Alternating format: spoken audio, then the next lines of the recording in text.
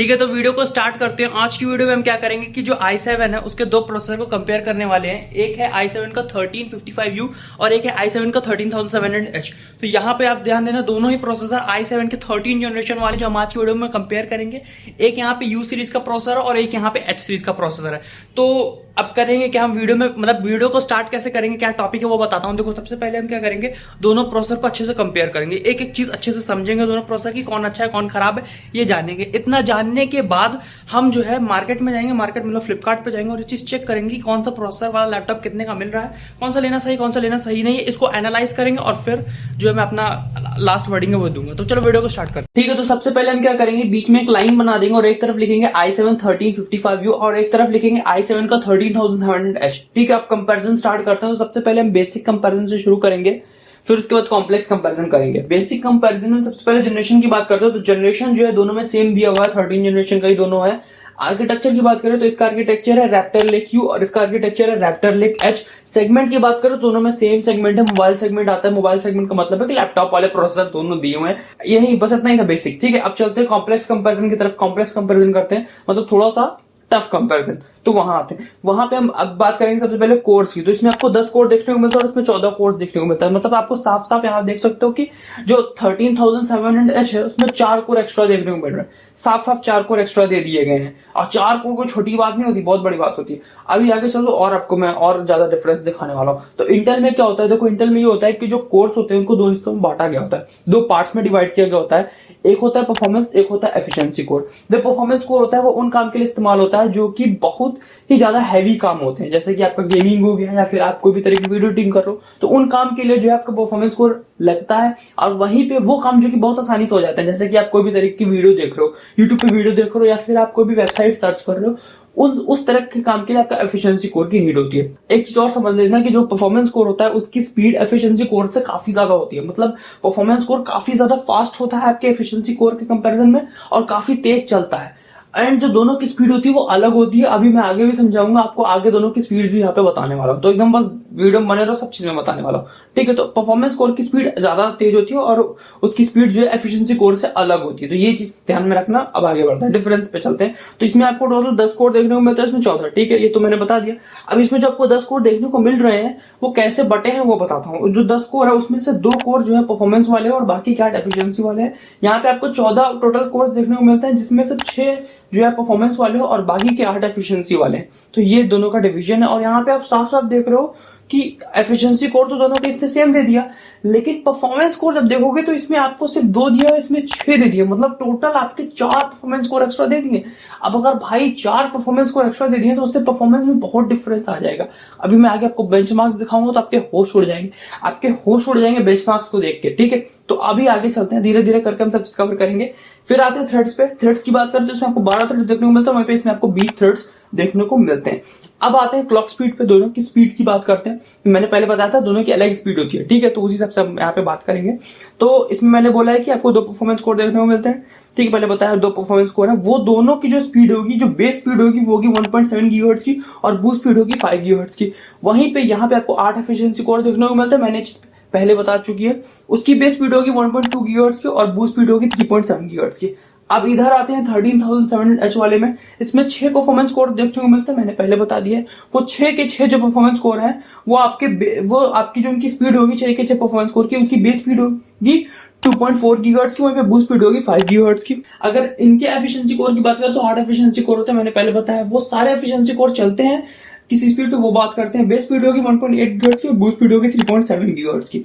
यहाँ पे आप एक चीज बहुत ध्यान से नोटिस करना कि जो दोनों के परफॉर्मेंस कोर की स्पीड है वो बिल्कुल सेम दी गई है। 5 गीगाहर्ट्ज इसकी भी दी गई है, 5 गीगाहर्ट्ज इसकी भी दी गई है। इसका मतलब है कि दोनों में जो परफॉर्मेंस कोर है वो एक ही दिए हुए हैं, एक ही दिए हुए हैं, एक ही स्पीड से रन कर रहे हैं। बस अंतर इतना है कि इसमें 2 दिए हुए हैं, इसमें 6 दे दिए हैं, बस इतना ही अंतर है। एंड यहाँ पे तो सब बिल्कुल सेम है, सब सेम है। दोनों के 8 हैं और वो 8 के 8 एक ही स्पीड पे रन कर रहे हैं 3.7 गीगाहर्ट्ज की। ठीक है, अब मैं मान के चलो आपको समझ में आ गया होगा। नहीं समझ में आया तो यार फिर से देख लो, और फिर भी नहीं आया तो कमेंट करना, मैं वहां पे आपको क्लियर कर दूंगा। फिर आते हैं ग्राफिक्स की तरफ चलते हैं। देखो ग्राफिक्स दोनों के बिल्कुल सेम दिए हुए हैं, RX XE 96 दोनों ग्राफिक्स बिल्कुल सेम दिए हुए हैं। अब जिस तरह कोर्स की आपकी स्पीड होती है, जिस तरह आपके कोर्स की स्पीड होती है, क्लॉक स्पीड होती है, बिल्कुल इस तरह ग्राफिक की भी क्लॉक स्पीड होती है, वो यहाँ पे बताते हैं। तो बेस स्पीड आपको देखने को मिलेगी इस वाले में 0.35 गीगाहर्ट्ज की, एंड बूस्ट स्पीड आपको देखने को मिलेगी 1.3 गीगाहर्ट्ज की। वहीं पे 13700H में आपको जो बेस स्पीड देखने को मिलेगी वो मिलेगी 0.4 गीगाहर्ट्ज की, और बूस्ट स्पीड आपको देखने को मिलेगी 1.5 गीगाहर्ट्ज की। ठीक है, तो ये दोनों की आप देख सकते हो ग्राफिक्स की स्पीड है। तो इसमें आप देखोगे कि 1.5 गीगाहर्ट्ज है, तो मतलब इसमें 0.2 गीगाहर्ट्ज ज्यादा देखने को मिल रहा है, मतलब 13700H का ग्राफिक्स भी ज्यादा अच्छा है। तो ऐसा नहीं है कि 13700H सिर्फ कोर्स में अच्छा है, नहीं भाई, उसके ग्राफिक्स भी ज्यादा दिए हुए हैं, देख लो आप साफ साफ, देखिए ग्राफिक्स में भी वो अच्छा है। फिर उसके बाद अगर हम हार्डवेयर की बात करें तो दोनों में आपको सेम टाइप का हार्डवेयर देखने को मिलता है, जो है मैं यहाँ पे डाल दे रहा हूँ। अगर आपके काम का कोई चीज है, अगर आपको चीज देखनी है तो आप पॉज करके देख सकते हो। ठीक है, अब आगे बढ़ते हैं, रैम की तरफ चलते हैं। तो सबसे पहले हम टाइप्स ऑफ रैम की बात करेंगे, टाइप्स ऑफ रैम सपोर्ट की बात करेंगे। तो दोनों में एक टाइप की रैम सपोर्ट होती है, और जो है मैं यहाँ पे डाल दे रहा हूँ। मैक्सिमम रैम सपोर्ट की बात करें, दोनों में 64 GB तक की रैम मैक्सिमम सपोर्ट हो सकती है। और ईसीसी की बात करें तो आपको ईसीसी का सपोर्ट इसमें देखने को नहीं मिलेगा, और इसमें आपको ईसीसी का सपोर्ट देखने को मिलेगा। ईसीसी क्या होता है, देखो एक तरीके की ये रैम इंटेलिजेंस सिस्टम होता है, जो कि इसमें आपको देखने को मिलेगा, इसमें नहीं देखने को मिलेगा। ऐसा कोई काम नहीं है, इसका मेनली काम आपका जो है वो पीसीज वगैरह में होता है, तो यहाँ पे इतना इसका यूज नहीं, बट इसमें फीचर दिए तो मैंने बता दिया। फिर आते हैं कैच मेमोरी की तरफ। तो कैच मेमोरी जो है वो पहले मैं आपको बताता हूँ कैच क्या होता है। पहले कैच क्या होता है वो समझ लो, फिर कैच मेमोरी अच्छे से समझना। जो आपका प्रोसेसर होता है उसमें छोटी छोटी चिप्स लगी होती है, वही आपकी कैच होती है। अब ऐसे इसको आप ऐसे समझ सकते हो कि जो आपका सिस्टम है उसमें जो आपके हार्ड डिस्क है वो सबसे स्लो होती है, फिर उससे फास्ट आपकी रैम होती है, फिर उससे भी ज्यादा फास्ट आपकी कैच होती है। जो आपकी कैच होती है वो सबसे ज्यादा फास्ट होती है, आपके कैच से ज्यादा फास्ट कुछ भी नहीं होता है। ठीक है, आपके सिस्टम में जो सबसे ज्यादा फास्ट चीज होती है वो आपकी कैच होती है। आपके जितने भी प्रोग्राम वगैरह होते हैं सब आपके कैच में ही लोड होते हैं। जो भी आप कुछ भी खोलते हो, क्रोम खोलते हो, ब्राउजर खोलते हो, कुछ भी आप अगर वीडियो देख रहे हो, कुछ भी करो, सारी चीजें कैच में स्टोर हो रही है। कैच का साइज बहुत छोटा होता है, बहुत कम होता है, लेकिन कैच बहुत फास्ट होती है। ठीक है, इंटेल में जो कैच होती है वो 3 लेवल्स होते हैं, लेवल 1, लेवल 2, लेवल 3। इसमें जो लेवल 1 वाला होता है वो सबसे ज्यादा फास्ट होता है। लेवल 1 का साइज सबसे छोटा होता है, लेकिन वो सबसे ज्यादा फास्ट होता है। फिर लेवल 2, फिर लेवल 3 ऐसे होता है। फिर इनको हम L1, L2, L3 के नाम से भी बोल सकते हैं। ठीक है, तो ये होता है। अब किसी भी सिस्टम का लेवल 1 जितना ज्यादा होगा, साइज में जितना बड़ा होगा, वो सिस्टम उतना ज्यादा फास्ट होने वाला है। ठीक है, तो ये चीज आपको ध्यान में रखना है। अब आते हैं कंपैरिजन की तरफ चलते हैं। तो देखो यहाँ पे जो L1 आपको दिया हुआ है 1355U में, वो दिया हुआ है 928 KB का। वहीं पे L2 दिया है 6.5 MB का, और L3 जो है 12 MB का दिया हुआ है। इस वाले पे आते हैं 13000H पे आते हैं। तो यहाँ पे L1 आपको जो दिया हुआ है वो 1224 KB का दिया हुआ है। L2 जो है आपको दिया हुआ है 11.5 MB का, एंड वहीं पे L3 जो है आपको 24 MB का दिया हुआ है। अगर यहाँ पे आप L1 को कंपेयर कर रहे हो, देखो L1 का साइज कितना छोटा है, KB में होता है बस, लेकिन बहुत फास्ट होता है। ठीक है, साइज में बहुत छोटा होता है, स्पीड में बहुत फास्ट होता है। केबी यहाँ पे आप देखो 928 केबी का है, और यहाँ पे 1224 केबी का है। तो यहाँ पे आपको लगेगा कि सिर्फ 300 केबी, अगर ध्यान से देखोगे तो सिर्फ 300 केबी का अंतर है। तो 300 केबी में क्या ही फर्क पड़ेगा, लोग यही सोचेंगे। कैच का साइज सिर्फ छोटा होता है, लेकिन स्पीड में वो बहुत फास्ट होता है। अगर यहाँ पे 928 केबी दिया हुआ है, आप इसको 928 केबी से 20-30 केबी बढ़ा दे रहे हो, ठीक है, 950 केबी कर दे रहे हो, तो भी जो आपकी स्पीड है वो बढ़ जाएगी, पहले से ज्यादा हो जाएगी। और यहाँ तो सोचो 1224 केबी दिया हुआ है भाई, 300 केबी बढ़ा हुआ है, तो इसकी स्पीड कितनी ज्यादा होगी। ठीक है, ये चीज समझना। फिर L2 भी देखोगे तो वो भी ज्यादा है, L3 भी ज्यादा है इसका, तो सारा चीज ज्यादा है। तो ठीक है, तो ये चीज थी, तो मैंने आपको बता दी। फिर आते हैं PCI वर्जन की तरफ चलते हैं। तो इसमें आपको 4.0 देखने को मिलता है, इसमें आपको 5.0 देखने को मिलता है। PCI वर्जन क्या होता है वो समझते हैं। देखो, आपका जो SSD होती है उसके स्लॉट को हम PCI वर्जन बोलते हैं, मतलब उसके स्लॉट्स के अलग अलग नाम है, PCI 1.0, 2.0, 3.0। ठीक है, अगर इसमें मैं गहराई में जाऊंगा तो बहुत टाइम लगेगा। मैं बस आपको इतना समझाता हूँ कि आपका काम हो जाए। ठीक है, आपको ये चीज समझ में आ जाए बस। ठीक है, सिर्फ इतना समझ लो कि जो 5.0 है PCI वर्जन, वो 4.0 का डबल है। मतलब 4.0 जितना फास्ट चलेगा उसका डबल 5.0 चलेगा, बस इतना समझ लो। अब इसको कैसे और इसको और अच्छे समझने के लिए समझ सकते हो कि जैसे आपका i7 13700H में आपका PCI वर्जन 5.0 सपोर्ट हो रहा है, तो लेकिन अगर आपने जो उसमें SSD है वो 4.0 वाली ही लगा दी तो आपको स्पीड 4.0 वाली मिलेगी। ये चीज ध्यान रखना। तो उसमें जो आपकी SSD लगनी चाहिए वो 5.0 वाली लगनी चाहिए। मतलब वो 5.0 वाली SSD जब लगेगी, PCI वर्जन 5.0 वाली SSD लगेगी, तब आपको 5.0 वाली जो स्पीड है वो मिलेगी। तो ये चीज आपको ध्यान में रखना है। ठीक है, फिर आते हैं PCI लेंस की तरफ। PCI लेंस क्या होता है, देखो इसमें आपको 20 देखने को मिलता है, इसमें आपको 28 देखने को मिलता है। ये चीज पहले समझ लो। इसमें आपको PCI लेंस ज्यादा देखने को मिलती है। PCI लेंस आप एक तरीके से समझ सकते हो कि रोड होती है, रोड समझ लो। अब एक जगह पे 20 रोड बनी हुई है, एक जगह पे 28 रोड बनी हुई है। तो अब जहां पे 28 रोड बनी है वहां पे ज्यादा आ जा लोग सकेंगे, ज्यादा ट्रांसपोर्टेशन होगा, फास्ट लोग आ जा पाएंगे, भीड़ कम लगेगी, ज्यादा ज्यादा लोग आ जा पाएंगे। वहीं पे 20 रोड में थोड़ा इतना आसान नहीं होगा, वहां पे भीड़ लग जाएगी या फिर वहां प्रॉब्लम होगी। तो वैसे समझ सकते हो कि यहाँ पे 28 है तो यहाँ पे ज्यादा फास्ट डेटा ट्रांसफर होगा, और यहाँ पे 20 वाले में उतना फास्ट डेटा ट्रांसफर नहीं होगा। ठीक है, बैंडविड्थ की बात करें, PCI बैंडविड्थ जो है यहाँ पे आपको 4 GB पर सेकंड की देखने को मिलती है। यहाँ पे आपको 110.3 GB पर सेकंड की देखने को मिलती है। फिर टीडीपी वैल्यूज की बात करें, यहाँ पे 15 वाट की टीडीपी देखने को मिलती है, यहाँ पे आपको 45 वाट की टीडीपी देखने को मिलती है। तो ये सारे डिफरेंस जो मैंने बता दिए, ठीक है। एंड अब कंक्लूजन पे आते हैं। तो आपको भी साफ साफ पता है कि मैं क्या बोलने वाला हूँ, ठीक है। आपको बहुत अच्छे से पता है कि मैं क्या कंक्लूजन दूंगा। तो जो है मैं आपको बता दे रहा हूँ साफ साफ कि देखो, जो i7 13700H है वो बहुत पावरफुल है। देख के पता चला भाई, छह परफॉर्मेंस कोर दिया है भाई, एक प्रोसेसर जिसमें 6 परफॉर्मेंस कोर, मतलब 4 परफॉर्मेंस कोर एक्स्ट्रा दिया हुआ है। सोचो, कैच इतना ज्यादा दिया है, परफॉर्मेंस कोर इतने ज्यादा दिए, तो मतलब अगर मैं पूरा तरीके से बोलूं तो इसका जो विनर है वो i7 13700H है। साफ साफ इसका विनर यही है, क्योंकि बहुत पावरफुल है। उसके कई रीजन है। एक तो 4 परफॉर्मेंस कोर ज्यादा दिया हुआ है आपको, उसमें 8 थ्रेड्स भी एक्स्ट्रा दिया है, आपको ग्राफिक्स भी ज्यादा दे रखा है, और आपको साथ ही साथ कैश मेमोरी भी ज्यादा दिया हुआ है, पीसीआई लेंस भी ज्यादा दिया। तो काफी सारे रीजन है इसकी वजह से इसको विनर बोलते हैं, और काफी अच्छी तरीके से विनर है। मतलब ये भी नहीं कि बहुत टक्कर का परफॉर्मेंस था, बहुत बुरी तरीके से ये जो है i7 1355 को हरा देता है एंड अच्छे से ये जीत जाता है, ठीक है। अभी मैं जो मैंने आपको चीजें बताई हैं वो सिर्फ मैं से बता के थोड़ा ना थ्योरी में नहीं छोड़ूंगा, मैं आपको प्रैक्टिकल जो है आपको बेंचमार्क्स भी दिखाऊंगा, और जो मैं बेंचमार्क आपको बताऊंगा उसकी लिंक भी मैं डिस्क्रिप्शन में दे दूंगा, ताकि आप उसको वेरीफाई कर सको कि कोई फेक बेंचमार्क्स नहीं, ओरिजिनल बेंचमार्क जो टेस्ट किए गए हैं वही बेंचमार्क्स मैं आपको यहाँ बताने वाला हूँ। तो स्टार्ट करते हैं, ठीक है। Geekbench 5 सिंगल कोर से स्टार्ट करते हैं। सिंगल कोर पहले समझते हैं क्या होता है। एक कोर, जो आपका एक कोर होता है उसकी शक्ति को सिंगल कोर बोलते हैं, बस इतना समझ लो। मतलब जो एक कोर होता है उसकी जो शक्ति होगी उसको हम सिंगल कोर बोलेंगे। यहाँ पे हम क्लॉक स्पीड पे हैं तो देखोगे तो जो इसका 2 परफॉर्मेंस कोर दिया हुआ है उसकी स्पीड दी हुई, तो इसके एक कोर की जो स्पीड होगी 5 गीगाहर्ट्ज की होगी। एक परफॉर्मेंस कोर की स्पीड 5 गीगाहर्ट्ज की है, इसके भी जो है परफॉर्मेंस कोर की स्पीड 5 गीगाहर्ट्ज की दी हुई है। तो मतलब साफ साफ पता चल रहा है कि दोनों के परफॉर्मेंस कोर की स्पीड जो है वो सेम है। मतलब अगर हम एक परफॉर्मेंस कोर निकालेंगे तो उनकी शक्ति बिल्कुल सेम है, उनकी शक्ति बराबर है, तो स्कोर भी बराबर ही आना चाहिए। तो हम अब स्कोर पे चलते हैं। यहाँ पे i7 1355U का स्कोर आया है 1709, वहीं पे i7 13700H का स्कोर आया है 1885। तो मतलब यहाँ पे आप देखो कि जो i7 13700H है उसने 10% ज्यादा अच्छा परफॉर्म किया। 10% ज्यादा अच्छा क्यों परफॉर्म किया? साफ साफ इसका रीजन ये है कि आपको देखो उसमें कैच मेमोरी भी ज्यादा देखने को मिल रही है, एंड वहीं पे लेंस भी ज्यादा देखने को मिल रही है, पीसीआई लेंस भी ज्यादा है। तो वो सारे रीजन की वजह से 10% ज्यादा अच्छा परफॉर्म कर रहा है। होना तो परफॉर्मेंस बराबर का चाहिए, लेकिन 10% इसलिए ज्यादा अच्छा परफॉर्म कर रहा है क्योंकि कैच मेमोरी भी ज्यादा है भाई उसकी, और वहां पे पीसीआई लेंस भी ज्यादा है, तो वो रीजन की वजह से ये ज्यादा अच्छा परफॉर्म कर रहा है।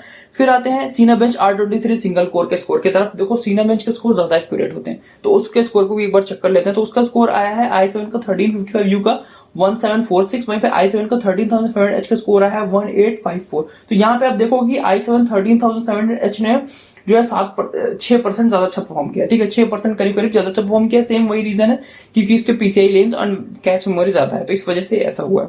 फिर आते हैं Geekbench 5 मल्टी कोर की तरफ, ठीक है। अब मल्टी कोर क्या होता है उसको समझते हैं। अब मल्टी कोर में क्या होता है कि एक से ज्यादा कोर की शक्ति को नापा जाता है। मतलब आपके सिस्टम में जितने कोर्स हैं उन सबको मिला दिया जाता है और फिर उनकी शक्ति को जो है नापा जाता है। तो यहाँ पे आप देखोगे टोटल आपको 10 कोर देखने को मिलते हैं, यहाँ पे टोटल आपको 14 कोर देखने को मिलते हैं। तो यहाँ पे क्या करेंगे, हम 10 कोर लेंगे, उनकी शक्ति को कंपेयर करेंगे 14 कोर की शक्तियों से, तो जो स्कोर आएगा वो अब आपको दिखा देंगे। वो स्कोर देख के आपके होश उड़ जाएंगे। तो यहाँ पे Geekbench 5 मल्टी कोर का स्कोर आया है, i7 का 1355U का स्कोर आया है 8398, वहीं पे i7 13700H का स्कोर आया है 13242। तो यहाँ पे आप साथ साथ देखोगे कि जो i7 का 13700H है उसने 57% ज्यादा अच्छा परफॉर्म किया है। 57% भाई, मतलब 50 से 60% ज्यादा अच्छा परफॉर्म कर रहा है आपका 13700H, ठीक है। 50 से 60% ज्यादा अच्छा परफॉर्मेंस दे रहा है, तो ये कोई छोटी बात नहीं है भाई, 50% ज्यादा अच्छा परफॉर्म कर रहा है। Cinebench R23 मल्टी कोर के स्कोर को भी देख लेना, जो कि और एक्यूरेट होता है। तो वहां पे आपका आया है i7 1355U का स्कोर 8871, वहीं पे i7 13700H का स्कोर आया है 16304। मतलब 83% यहाँ पे ज्यादा अच्छा परफॉर्म कर रहा है भाई। 83%, आप खुद सोचो 83%, मतलब काफी ज्यादा डिफरेंस आ रहा है मल्टी कोर में, क्योंकि जाहिर सी बात है भाई 4 परफॉर्मेंस कोर ज्यादा है इसके पास, 14 कोर्स हैं, उसमें से 10 ही थे, तो डेफिनेटली ज्यादा अच्छा परफॉर्म करेगा।